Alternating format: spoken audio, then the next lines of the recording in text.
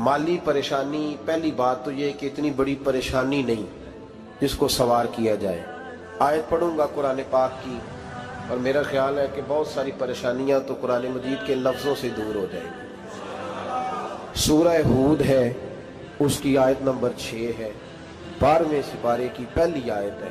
क्या अंदाज है और मेरे रब का कितना मन मोह लेने वाला और दिल को छू लेने वाला अंदाज है। रब करीम ने फरमाया वमा मिन दाब्बतिन फिल अर्द, फरमाया नहीं ज़मीन पर कोई भी ऐसा चलने वाला, ज़मीन पर कोई ऐसा नहीं जो चलता हो, इल्ला अलल्लाहि रिज़्कुहा, जिसका रिस्क अल्लाह ने अपने जिम्मे न लिया हो। ज़मीन पे कोई चलने वाला ऐसा नहीं जिसके रिस्क की जिम्मेदारी रब करीम की ना हो। तो जिम्मेदारी रिस्क किसकी है? बोल के बताएं, बोल के किसकी जिम्मेदारी है जी? अल्लाह। देखिए गौर फरमाएं, यहाँ मुफस्सिरीन ने एक बात लिखी है इस आयत के तहत कि फरमाया जो ज़मीन पे चलने वाला है उसका रिस्क अल्लाह के ज़िम्मे। फरमाते हैं कि ये अल्लाह ने हमारी अकल के मुताबिक हमसे बात की है, वरना आसमानों में जितनी मखलूक है रिस्क उसका भी अल्लाह के ज़िम्मे ही है।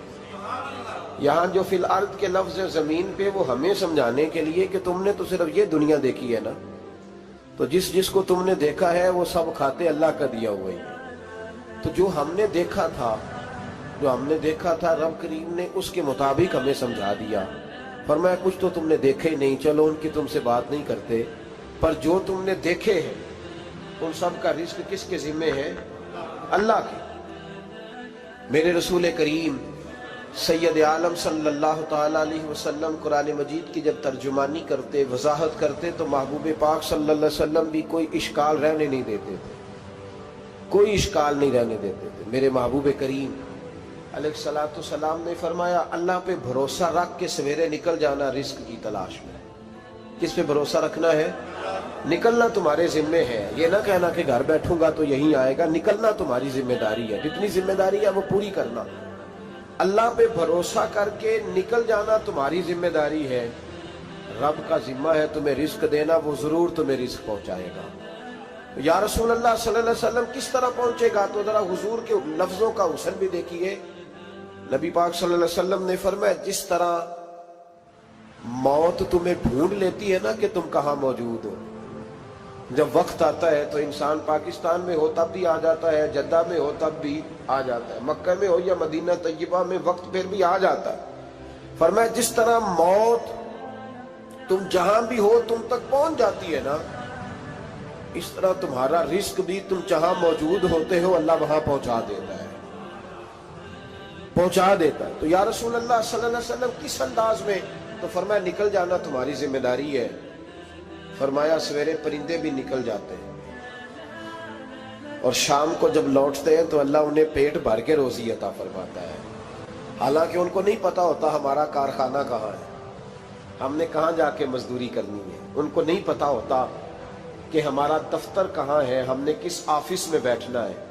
उनको नहीं पता होता कि हमने कहाँ जाके माल खरीदना है और कहाँ से हमने फिर उसको दोबारा बेचना है। उन्हें खबर नहीं होती, अल्लाह पे भरोसा करके निकल जाते हैं। निकलना तो तेरे जिम्मे है कि नहीं? फरमाया वो तू ड्यूटी कर, शाम को अल्लाह जो रब परिंदों को रोजी देता है वो तुझे भी अता फरमाएगा। मैं कहता हूँ सोच कितनी कमजोर है उस आदमी की जो कहता है कैसे मिलेगा। कितनी कमजोर सोच है। जो रब बैल को रोजी देता है, बकरी को रोजी देता है, इस जमीन इस धरती पे अगर बसने वाला ऊंट भूखा नहीं सोता, चले ये तो पालतू जानवर होते हैं, इस धरती पर बसने वाली अगर बिल्ली और कुत्ता रोटी खा के सोते हैं तो तू तो अशरफुल मखलूकात है। तूने अपने ज़हन में क्या टेंशन पाल लिया है कि नहीं आएगा तो मर जाऊंगा, क्या बनेगा, किस तरह होगा? तू क्यों इतना परेशान हो गया?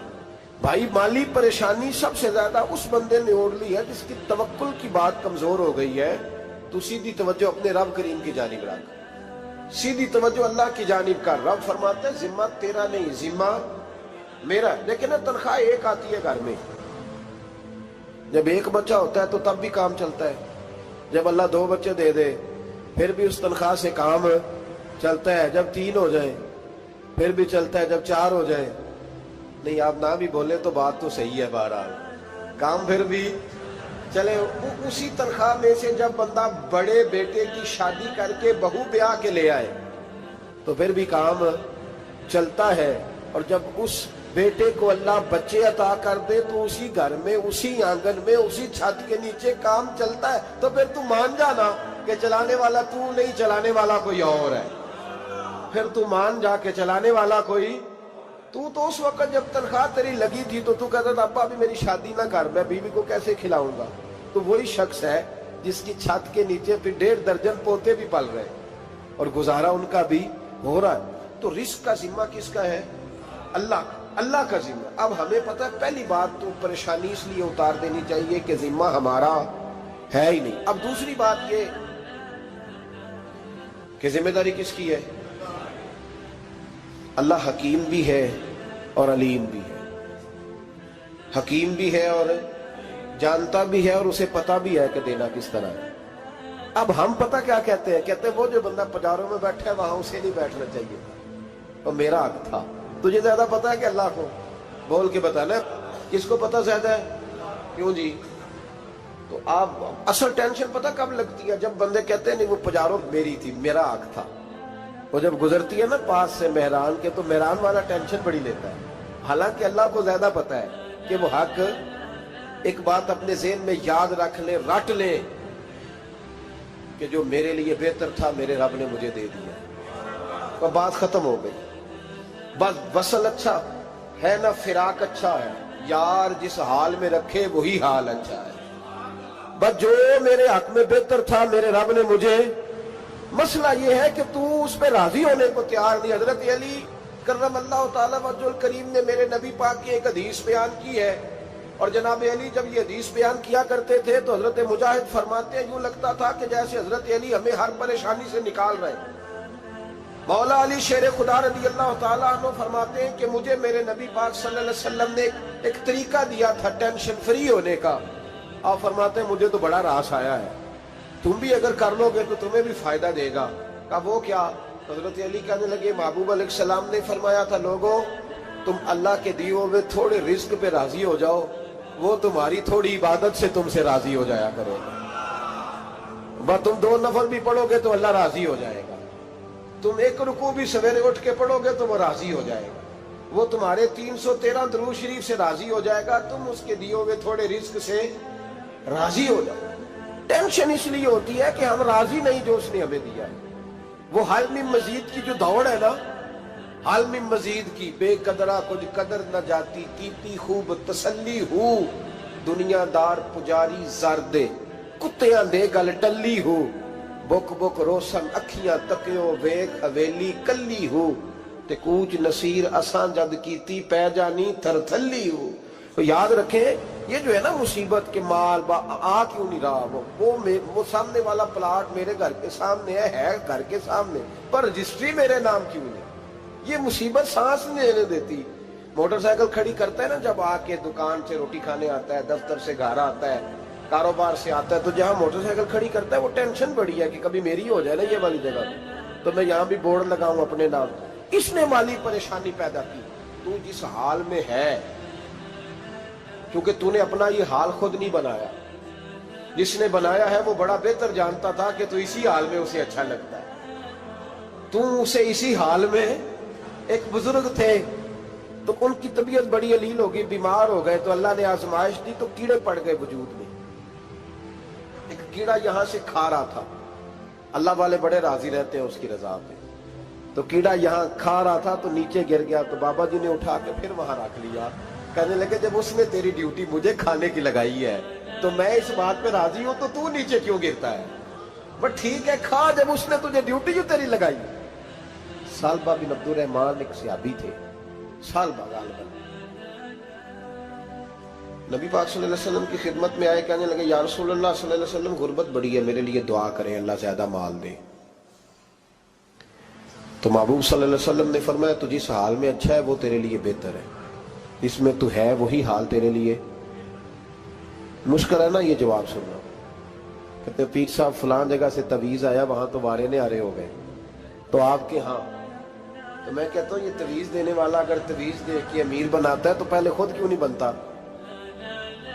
یہ خود تو 150 کا تویز بیچ رہا ہے، اپنی بیچارے کی حالت یہ ہے۔ اگر اتنا ہی تویز اس کا چلتا ہوتا تو پہلے 5 جو پجارو اس کے دروازے پہ کھڑی ہو۔ عجیب چکر ہے اور عجیب جگہ لوگ الجھ گئے، سمجھتے ہی نہیں بات کو۔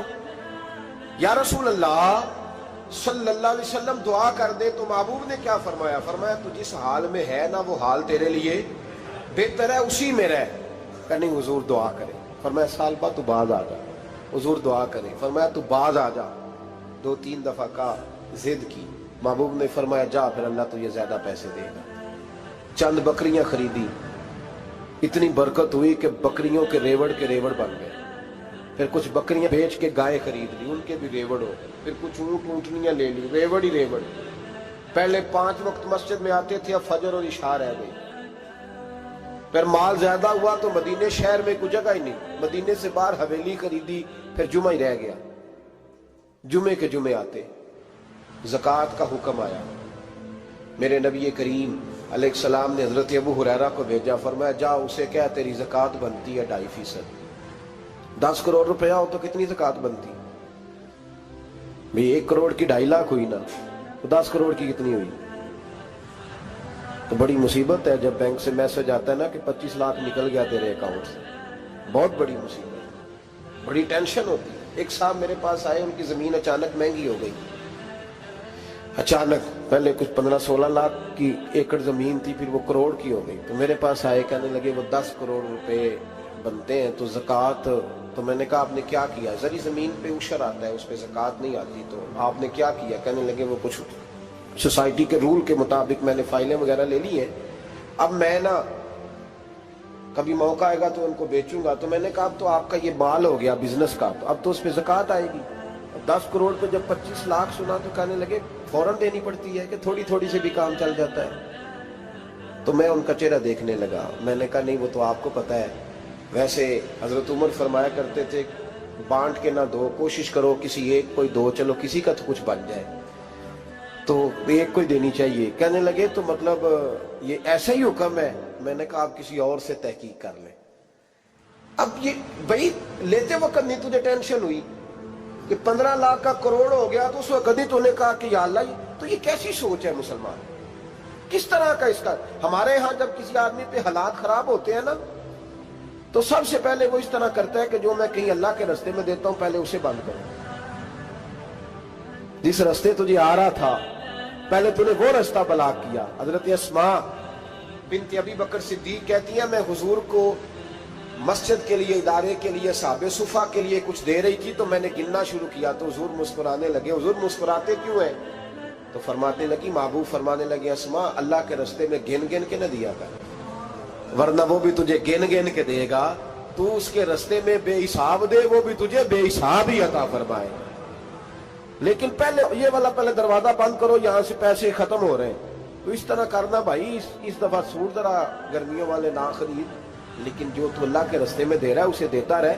لیکن ہم اپنا نقصان کرتے ہیں، زیادتی کرتے ہیں اپنے ساتھ۔ میں نے آپ کو پہلے بھی بتایا تھا پیار کی بولی ہے، پھر بولتا ہوں۔ ایک بڑے بڑے پیار والے دوست ہیں، ایک دفعہ مجھے کہنے لگے کہ آپ کئی دفعہ اعلان کرتے ہیں تو مجھے اچھا نہیں لگتا، اور آپ ادارہ بھی بہت زیادہ بننے والا ہے، بڑی چیزیں میں دیکھتا ہوں جو ہوں تو بڑا نظام اچھا ہو جائے، آپ دعا کریں اللہ مجھے پیسے دے تو میں بڑے سارے خرچ کروں گا اس کے رستے میں۔ تو میں نے کہا یا اللہ اسے 10 کروڑ دے، یہ 9.5 کروڑ تیرے رستے میں دے دے گا۔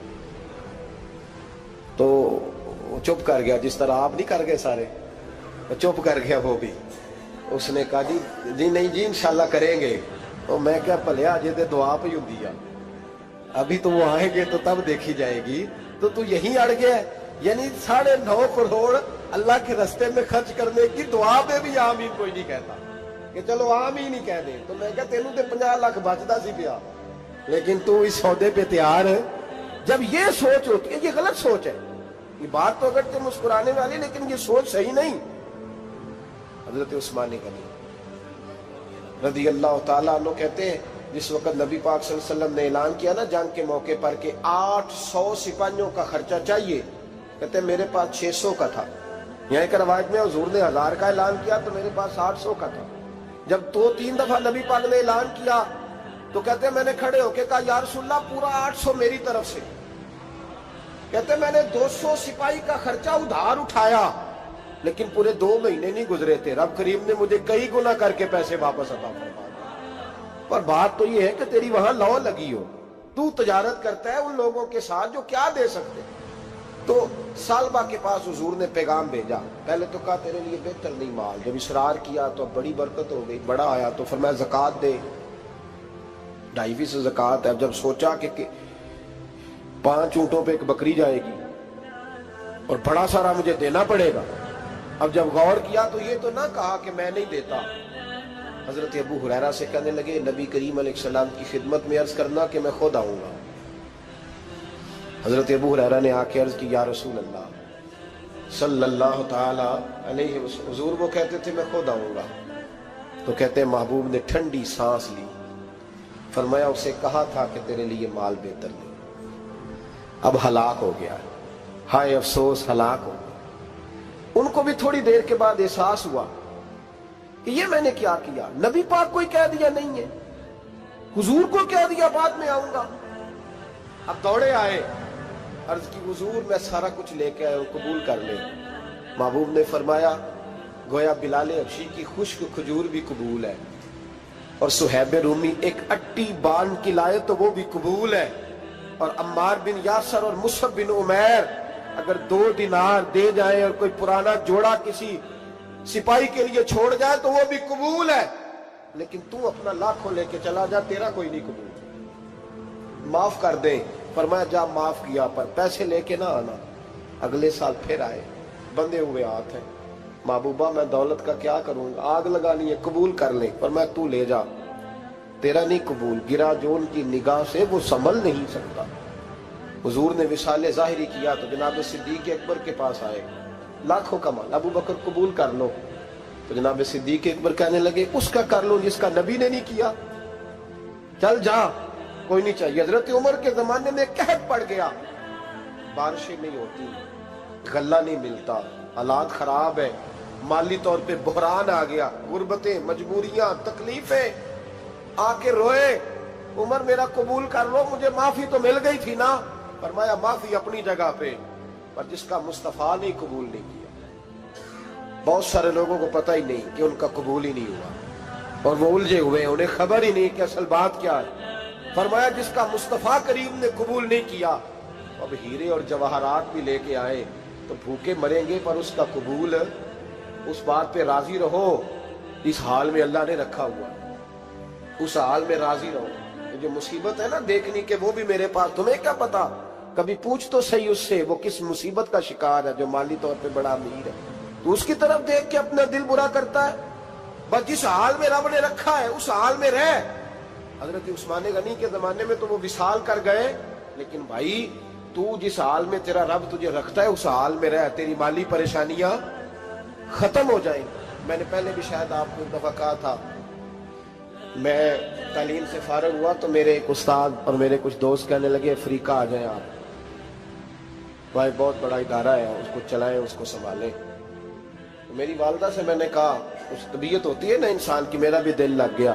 میری اماں پڑھی نہیں تھی لیکن اللہ نے دانائی بڑی عطا فرمائی تھی، حکمت بڑی تھی، سیانی بڑی تھی۔ تو میں نے کہا اماں جی وہ مجھے ساؤتھ افریقہ کی دعوت ہو رہی ہے تو آپ کیا کہتی ہیں؟ تو اٹھ کے میرے پاس آ گئی اور مجھے انہوں نے اپنے بازوؤں میں لے لیا، پھر میرا ماتھا چوما، کہنے لگی پتر میں تے وال بھی نہ پوٹ کے دیوا کسی نے، ہم نے دولت کا کیا کرنا، تو اللہ کا نام لے کے کہیں بیٹھ جا، رب کریم رون کے لگا دے گا، خیر ہو جائے۔ تو میرے بھائی یاد رکھیں، ان چیزوں سے تھوڑا سا دیکھیں نا، قناعت کریں، جو اللہ نے دیا اس پہ راضی ہو جائیں، اللہ بڑا مہربان ہے، وہ آسانیاں کر دیا کرتا ہے۔ تو یاد رکھیں، میرے رسول کریم علیہ السلام نے ایک تو ہمیں درس یہ دیا ہے کہ تو سمجھ جا، قرآن نے ہمیں بتایا ہے کہ روزی تیری ذمہ داری نہیں، روزی کس کی ذمہ داری ہے؟ اللہ کی۔ اور دوسری بات یہ کہ جو اللہ نے تمہیں دیا ہے اس پہ تو راضی ہو جا، تیری مالی پریشانیاں ختم ہو جائیں۔ اور پھر حضور صلی اللہ علیہ وسلم نے فرمایا مذہبی طور پر جب دیکھو تو آگے دیکھو، اور دنیاوی طور پر جب دیکھو تو پیچھے دیکھو، پریشانی ختم ہوگی۔ مذہبی طور پر جب دیکھو، جو 5 نمازیں پڑھتا ہے وہ تہجد پڑھنے والے کو دیکھے، اور جو تہجد پڑھتا ہے وہ اشراق چاشت پڑھنے والے کو دیکھے، اور جو بندہ اشراق اور چاشت پڑھتا ہے پھر اس کو دیکھے جو سارا دن مصطفیٰ پہ درود پڑھتا ہے۔ اوپر اوپر دیکھے کہ میں نے اور نیک ہونا ہے اور نیک، اور جب مالی معاملہ ہے تو پھر نیچے دیکھ. اگر تو بیٹھا نا پجاروں پہ تو پھر ٹوڈی والے پہ نظر کر اس کا کیا حال ہے، اور اگر تو وہاں بیٹھا ہے تو دیکھ مہران والا بھی تو گاڑی چلا ہی رہا ہے نا، اور اگر تو وہاں ہے تو موٹر سائیکل والا دیکھ، اور تو وہاں ہے تو پھر سائیکل والے پہ نظر، اور اگر تو سائیکل والا ہے تو پیدل والے کو دیکھ، اگر تو کرائے کے مکان میں رہتا تو پھر جھونپڑی والے کو دیکھ، اور اگر تو جھونپڑی میں رہتا ہے تو پھر بھی پریشان نہ ہونا. کچھ ایسے بھی ہیں جنہیں جھونپڑی بھی نصیب نہیں، جو سڑک پہ لیٹے ہوئے. اور اگر تو تندرست ہے نا تو کبھی جا کے ہسپتال میں دیکھ حال کیا ہے، لوگ کس حال میں. تو ہم شکر نہیں ادا کرتے، اس کا نقصان کیا ہوتا ہے، نعمتیں چلی جاتی ہیں. اللہ فرماتے ہیں لئن شکرتم لازیدنکم، تو شکر ادا کر میں نعمتوں میں اضافہ کر دوں. تو بھائی مالی پریشانی کا تیسرا سبب یہ ہے کہ ہم دیکھتے ہیں مالی طور پر اوپر، تو پھر ہمیں طبیعت بگڑتی ہے. اور پھر مالی پریشانیوں کے کچھ اور اسباب بھی ہیں. امام شافعی فرماتے ہیں جن گھروں میں لوگ فجر کی نماز کے وقت سوئے ہوتے ہیں ان گھروں میں رزق نہیں آتا. آپ فرماتے ہیں فجر کا وقت اللہ کے دینے کا وقت ہے، اس وقت اللہ بانٹتا ہے. حضور صلی اللہ علیہ وسلم کا فرمان ہے نا حدیث میں کہ تہجد کے وقت اللہ پہلے آسمان پہ نزول جلال فرماتا ہے جو اس کی شان کے لائق ہے تہجد کے وقت، اور وہ کہتا ہے مانگو میں تمہیں عطا کروں گا. لینے کی باری آئے تو بندہ سمیٹ سماٹ کے اندر گھس جائے. ہمارے ہاں یہ ہوتا ہے کہ عشاء کے بعد بچے بیٹھتے ہیں موبائل لے کے، تہجد کا وقت آتا ہے تو ان کی آنکھیں بند ہونی شروع ہوتی. تو لینے کے وقت تو سویا تھا، ذرا مسئلہ کیسے حل ہوگا بھائی؟ جب کوئی آدمی خیرات بانٹ رہا ہو تو جو پیالہ پیچھے کر لے اسے ملے گا؟ کہتے اس وقت آنا جب میں بانٹ رہا تھا، اب تو کدھر آ گیا ہے؟ مثال دے رہا ہوں. تو فجر کا وقت مانگنے کا ہے، تو ساری رات تو گزر گئی گیمیں کھیلتے، ٹی وی دیکھتے، اور جو لینے کا وقت تھا تو سو گیا، تو کیسے آئے گا تیرے پاس؟ تو اٹھے سویرے بندوں سے مانگ کے دیکھ لیا، بڑی عزتیں خراب ہوئی. فجر کا وقت اٹھ کے جھولی پھیلائے. میرے رسول پاک علیہ السلام فرماتے ہیں، رب فرماتے ہیں جب بندے میرے آگے جھولی پھیلاتے ہیں مجھے